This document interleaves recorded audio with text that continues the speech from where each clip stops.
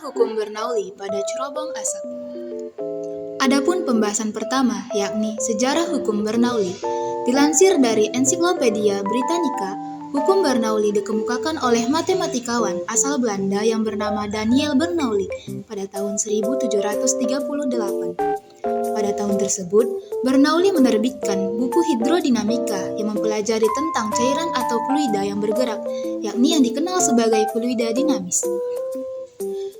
Definisi hukum Bernoulli sendiri adalah di mana jumlah tekanan, energi kinetik per satuan volume memiliki nilai yang sama di setiap titik sepanjang aliran fluida ideal.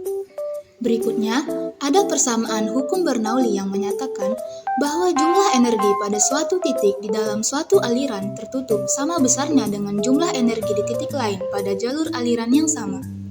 Di sini, kami mengambil cerobong asap sebagai penerapan hukum Bernoulli. Cerobong asap sendiri merupakan struktur yang berfungsi sebagai ventilasi pembuangan panas gas buang atau asap yang dihasilkan dari kompor, boiler, tungku, atau bahkan perapian keluar menuju atmosfer.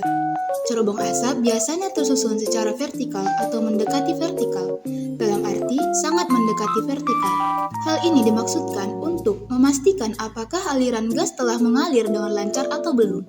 Pada umumnya, cerobong asap dapat dijumpai pada lokomotif uap dan bangunan-bangunan industri lain. Kapal-kapal di Amerika Serikat pun dilengkapi dengan cerobong asap, atau yang lebih dikenal dengan istilah stight.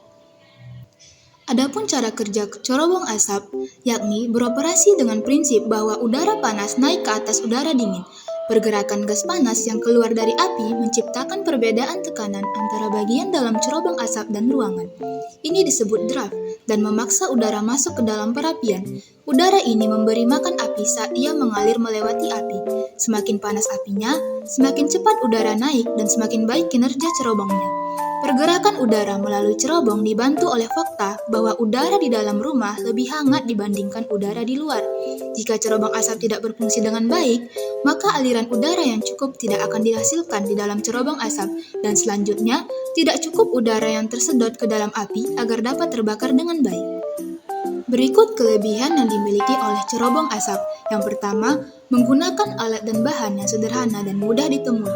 Yang kedua, berfungsi dengan baik dalam percobaan hukum Bernoulli.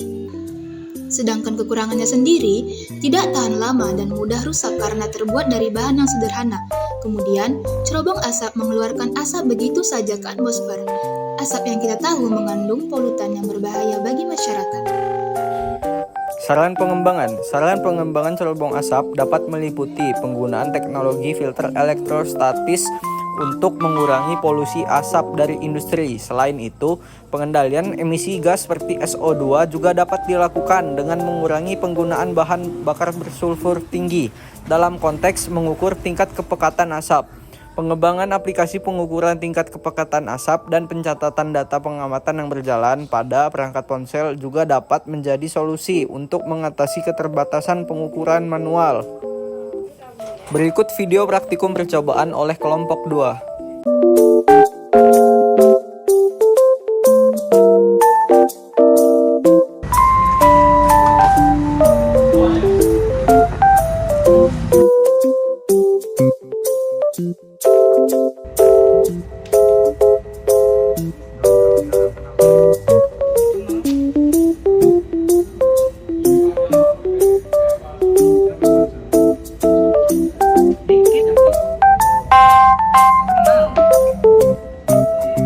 Biar slide editnya banyak.